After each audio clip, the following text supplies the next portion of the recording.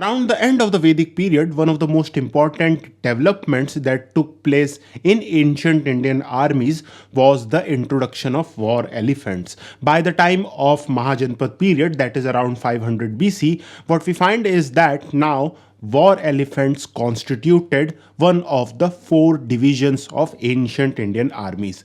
So in this video, we will talk about these war elephants, how these elephants were captured, from where they were captured, how they were trained, and finally how they were used in battle. From the Mahajanpat period onwards, ancient Indian kings relied heavily on war elephants, and these war elephants could only be captured in wild. Now, because of this, we find that there is this connection between ancient Indian kings and forest that is developing. One of the most important duties for an ancient king was to look after forest that had elephants in them. We can see this in an example from Ramayana. The episode in which Bharat meets Lord Ram in the forest. Here, Lord Ram inquires about the kingdom and he tells Bharat, "You are protecting the elephant forests, I trust, and attending to the need of the elephants." From this, it is quite apparent how important elephants were for ancient Indian kingdoms. We can also see this in Arthashastra. So, Kautilya recommends that the officers that are looking over elephants' forest should be paid equal to the superintendents of different divisions of the army. Kautilya also recommends that capital punishment should be meted out to those who are caught burning an elephant forest.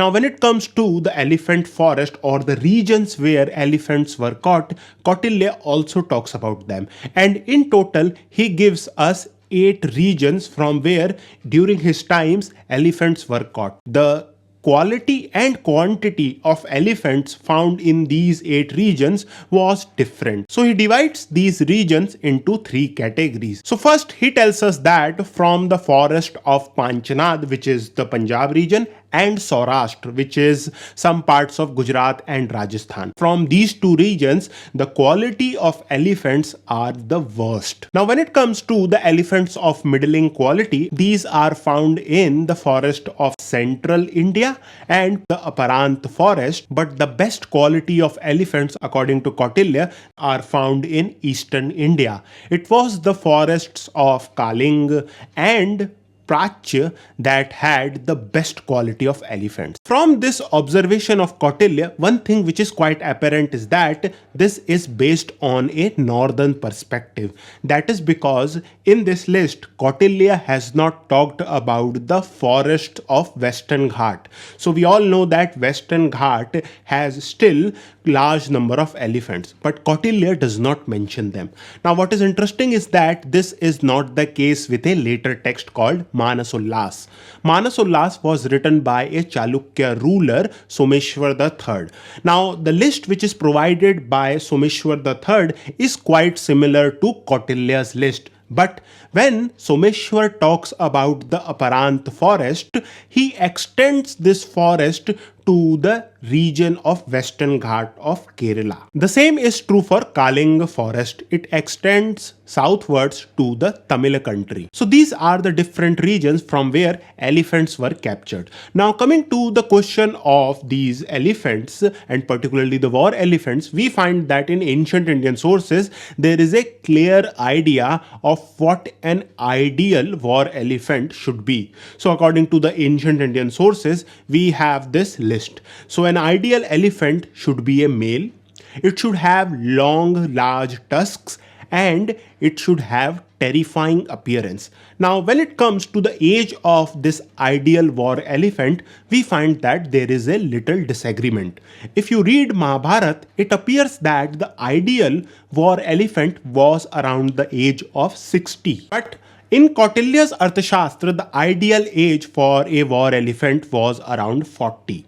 Now, the difference between these two sources is because the ancient Indian tradition believed that an average elephant lived up to the age of 120 years. So in the first 60 years of an elephant's life, we find that his strength and his size increases. And after reaching the age of 60, the elephant's decline starts. So this was the belief. So when we read Mahabharata, it appears that for Mahabharata, the elephant which has reached its peak, that is around 60 years, was the ideal elephant. But Kautilya believes 40 years because around this time the elephant is in its prime and he still has some time to grow its strength and size. And most likely, we find that the age of 40 was the age of most of the elephants of an elephant corps. The elephants that had reached the age of 60 were reserved for senior commanders or kings.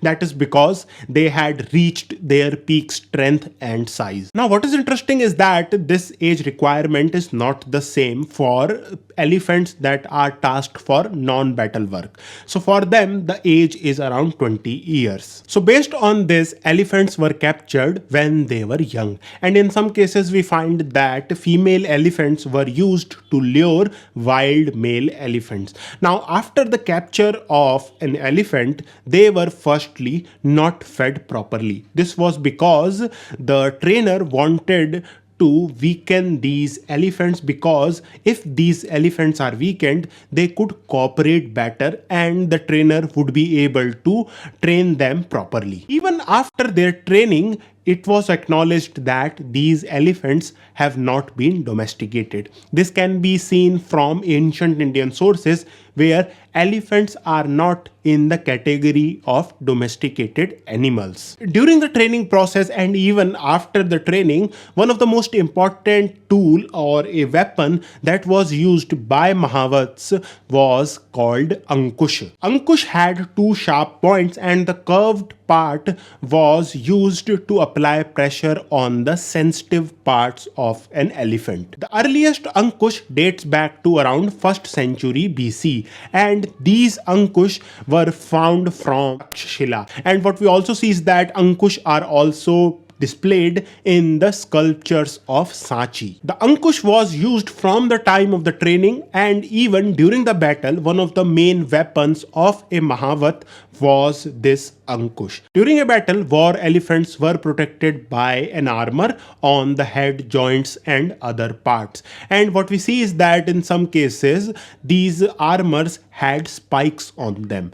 Now, there are also evidence in later source which suggest that a saber called Kartal was used by a war elephant during the battle. Apart from these sabers, war elephants had also soldiers mounted on them. And we find that to mount these soldiers, hodas were used. The Sanskrit term for a hoda is varandak.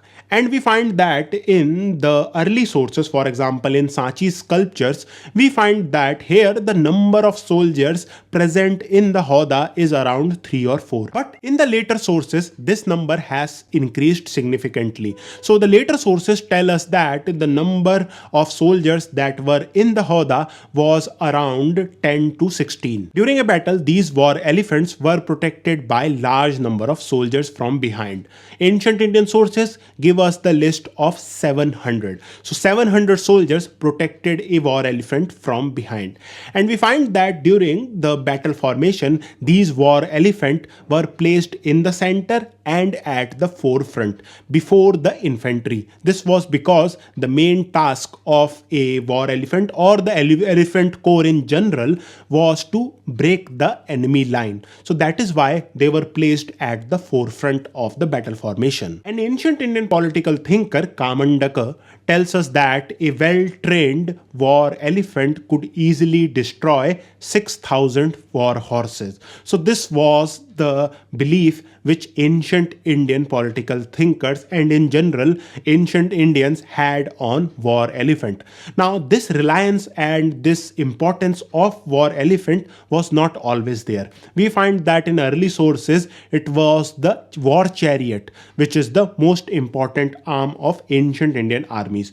To know about how a war elephant rose and how their importance increased, please watch this video. Thank you for watching.